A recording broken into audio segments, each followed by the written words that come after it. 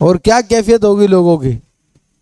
فرمایا کہ یوم یعد الظالم علی یدیہ، کہ جس دن ظالم اپنے ہاتھ چبا لے گا، اپنے ہاتھ کو چبائے گا غصے کے مارے، پریشانی کے مارے، یقول، اور بولے گا یا لیتنی، ہائے،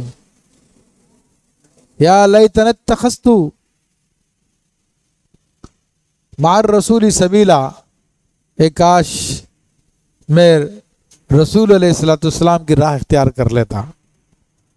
اس دن اپنے ہاتھوں کو کاٹے گا اور غم کے مارے اس وقت یہ کہہ رہا ہوگا کہ کاش میں رسول کی تعلیمات کو مان لیتا، میں شریعت کی تعلیمات کو مان لیتا، دین کی تعلیمات کو مان لیتا۔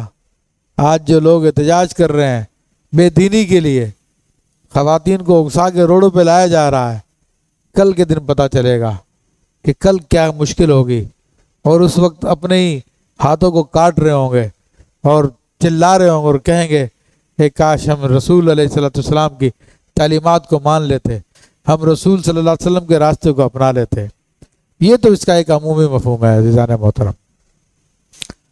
ایک خاص شان نزول کے حوالے سے یہ مفسرین نے لکھا کہ دو بڑے کافر سردار، وہ عقبہ بن ابی معیط اور ابی بن خلف، یہ دونوں بڑے کافر تو بڑے گہرے دوست بھی تھے۔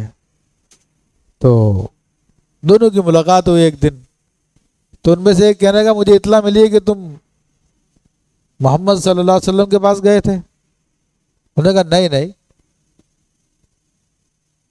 کہنے لگا اچھا اگر تم سچے ہو تو معاذ اللہ تم ان کے منہ پہ تھوک کے دکھاؤ۔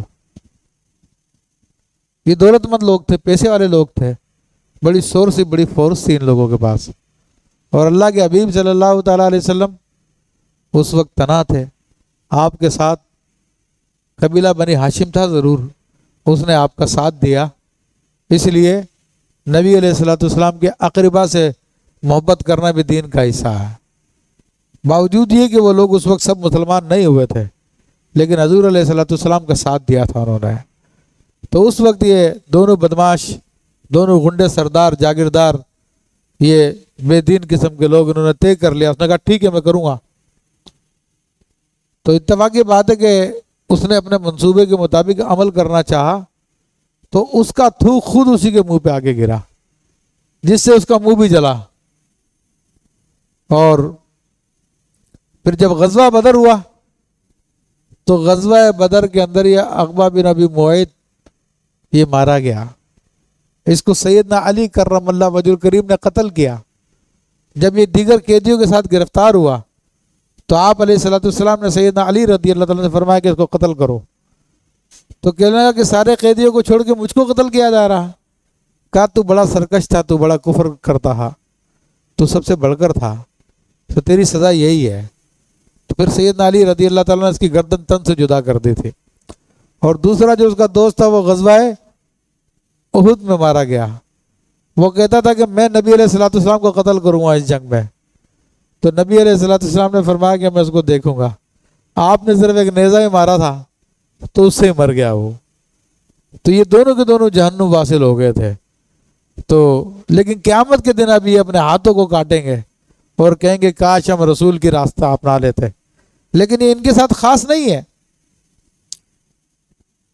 یہ سب لوگوں کے لیے آیت طیبہ نازل ہوئی ہے کہ آج جو رسول علیہ الصلوۃ والسلام کی راہ کو چھوڑ کر اگر آج دیگر راہوں کو اختیار کر رہے ہیں، کوئی دنیا حاصل کرنے کے لیے سیاستدانوں کی صحبت میں لگا ہوا ہے، کوئی اور شہرت حاصل کرنے کے لیے کسی اور ذریعے پہ لگا ہوا ہے، کوئی کسی جگہ پہ لگا ہوا، لوگ اپنا دوست بناتے ہیں فی زمانہ اس کی حیثیت دیکھ کے، اس کا فائدہ دیکھ کر کہ اس کا کیا فائدہ، اس کے کیا معاملات ہیں۔ جیسے کسی فائدہ مند آدمی کو دیکھتے ہیں کیا اس سے دوستی کرنے کا فائدہ ہے، کوئی امیر ہے، کوئی وزیر ہے، کوئی عہدیدار ہے، تو گھر پہ فوری طور پہ اس کی بڑی لمبی چوڑی دعوت کر دیتے ہیں تاکہ اس سے تعلقات قائم ہو جائے۔ ٹھیک ہے جی، اور پھر ان کی بولی بولنے لگتے ہیں، ان کے ساتھ چلنے لگ جاتے ہیں، اور جو اللہ کے رسول کا دین ہے اس کی پرواہ بھی نہیں کرتے۔ تو اللہ فرماتا ہے کہ یا ویلتا، ہائے میری خرابی، لیتنی لم اتخذ فلانا خلیلا، ہائے میں فلاں کو اپنا دوست نہ بناتا۔ تو آج ہم لوگ اپنے تعلقات بناتے اسی دنیا کی وجہ سے، تاکہ ہمیں فائدہ ہو جائے، ہمیں دنیا حاصل ہو جائے۔ مگر کل قیامت کے دن اگر یہ وہ دوست وہ ہیں جن کا دین سے کوئی تعلق نہیں ہے، اور عموماً ایسے ہی ہوتے ہیں، تو پھر قیامت کے دن پھر یہی جملے کہنے پڑیں گے کہ کاش میں فلاں کو دوست نہ بناتا۔ آج ہمارے یہاں پر اس قسم کے معاملات بہت چل رہے ہیں۔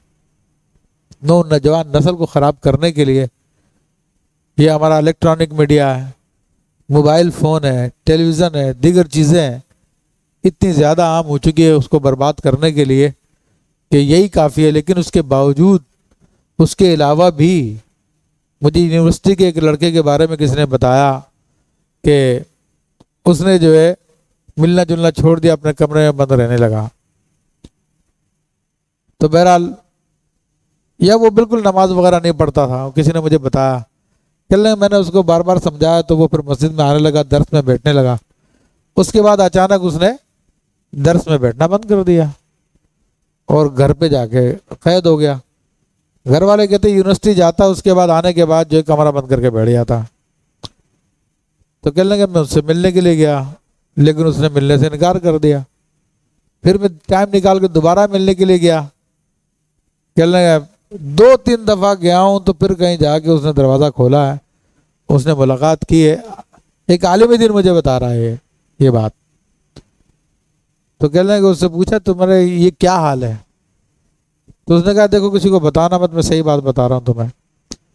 کہنے لگا یونیورسٹی میں میری کچھ لوگوں سے دوستی ہو گئی، تو وہ لوگ پھر مجھے اچھا انہوں نے سلوک کیا میرے ساتھ، اور میں ان کے پاس آنے جانے لگا۔ تو جناب وہ تو وہاں پر تو بہت کچھ ہوتا ہے، جوان لڑکیاں بھی ہیں، لڑکے بھی ہیں، دوستیاں بھی چلتی ہیں، اور سارے غلط کام وہاں پر ہوتے ہیں، اور بڑے بڑے لوگوں کے اس نے نام بتائے جو سرکاری عہدیدار ہے، دیگر عہدیدار ہے، سیاستدان ہے، ان کے نام اس نے باقاعدہ بتایا، میڈیا کی پرسنالٹیز ہے کہ لئے سب وہاں پر آتے ہیں، کسی کو پیسوں کی ضرورت ہوتی ہے پیسے بھی مل جاتے ہیں۔